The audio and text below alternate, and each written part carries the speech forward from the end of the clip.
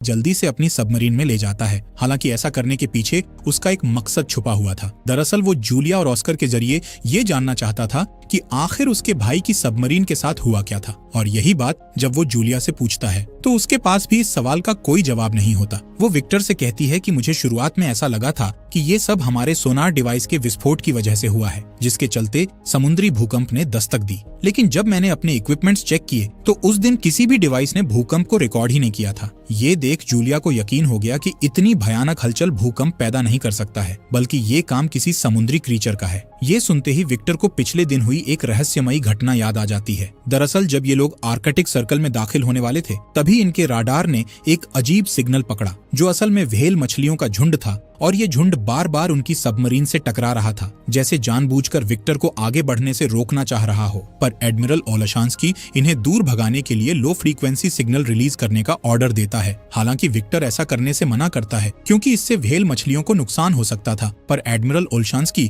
उसकी एक नहीं सुनता। लो फ्रीक्वेंसी के ऑन होते ही सभी मछलियां दूर भाग जाती हैं, लेकिन फिर दोबारा वापस आ जाती हैं। ये देख टीम मेंबर्स हैरान रह जाते हैं कि तभी उन्हें समुद्र की गहराई से एक और अजीब सिग्नल मिलता है और व्हेल मछलियां भी एक एक कर दूर होना शुरू हो जाती हैं। इधर टीम मेंबर जब इस सिग्नल को चेक करते हैं तो उन्हें एक विशाल क्रीचर नजर आता है, जो एक ही झटके में व्हेल मछली को अपना शिकार बना लेता है और फिर इनकी सबमरीन की तरफ बढ़ने लगता है। इसलिए एडमिरल ओलेशांस्की उस पर हमला करने का ऑर्डर देते हैं, लेकिन विक्टर उन्हें ये कहते हुए रोक देता है कि हम ऐसे किसी पर हमला नहीं कर सकते हैं। इसके बाद वो सबमरीन को पास की ही एक बर्फीली दरार में ले जाने को कहता है, क्योंकि उसे यकीन था कि इतना बड़ा क्रीचर इस तंग दरार में नहीं घुस पाएगा, और होता भी ऐसा ही है। विक्टर की टीम उसकी बात मानकर सबमरीन को समुद्र की गहराई में छुपा देती है, जिसे क्रीचर देख नहीं पाता और थक हार कर यहाँ से चला जाता है। इस तरह विक्टर के एक फैसले ने आज सबकी जान बचा ली थी। वहीं विक्टर ने जब जूलिया की कहानी सुनी तो वो समझ गया कि यही वो क्रीचर है जिसने बर्फ को तोड़कर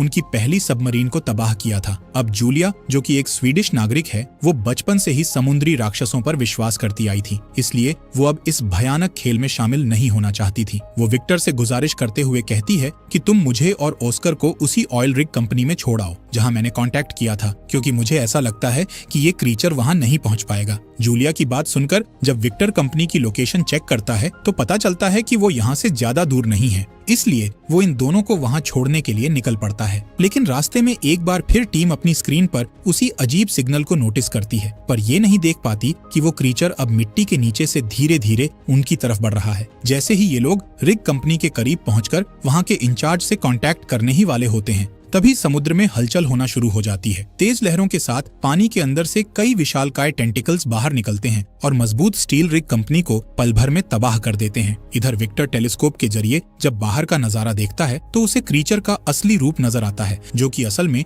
एक बहुत बड़ा ऑक्टोपस था। उसका चेहरा देखने के बाद टीम के सभी लोग हैरान रह जाते हैं, पर इससे पहले कि वो कुछ समझ पाते, कंपनी पूरी तरह समुद्र में समा जाती है। इसलिए अब विक्टर की टीम के पास यहाँ से भागने के अलावा कोई दूसरा रास्ता नहीं बचता, जबकि ऑक्टोपस रिग को बर्बाद करने के बाद उनकी सबमरीन की तरफ बढ़ता है। ये देख एडमिरल ओलेशांस्की गुस्से में कमान अपने हाथ में ले लेता है और टीम को 2 टॉर्पीडो फायर करने का ऑर्डर देता है, लेकिन कोई फायदा नहीं होता, क्योंकि ऑक्टोपस अभी भी जिंदा था, जो हमले की वजह से अब और भी ज्यादा गुस्से में आ गया था। वो तेजी से इनकी सबमरीन की ओर बढ़ने लगता है। ये देख एडमिरल ओलेशांस्की काफी डर जाते हैं और कमान दोबारा विक्टर को सौंप देते हैं। कमान हाथ में आते ही विक्टर फौरन सबमरीन को दूसरी दिशा में मोड़ने का आदेश देता है। इस तरह ये ऑक्टोपस के हमले से तो बच जाते हैं, लेकिन एक टेंटिकल इनकी सबमरीन से टकरा जाता है, जिस वजह से सबमरीन के पार्ट्स डैमेज हो जाते हैं और वो समुद्र में डूबने लगती है। इसके बाद हम देखते हैं कि ऑक्टोपस ने इन पर दोबारा हमला कर दिया है, जिसके चलते अब टॉर्पीडो रूम में भी आग लग गई है और फिर उसमें करीब 7 लोग फंस जाते हैं कि तभी ऑक्टोपस एक और हमला कर सबमरीन को नीचे डुबाने की कोशिश करने लगता है और इन्हें चारों तरफ से घेर लेता है। ये देख विक्टर सभी टीम मेंबर्स को साइलेंट मोड में रहने के लिए कहता है, क्योंकि समुद्री जीव अक्सर आवाज से अट्रैक्ट होते हैं।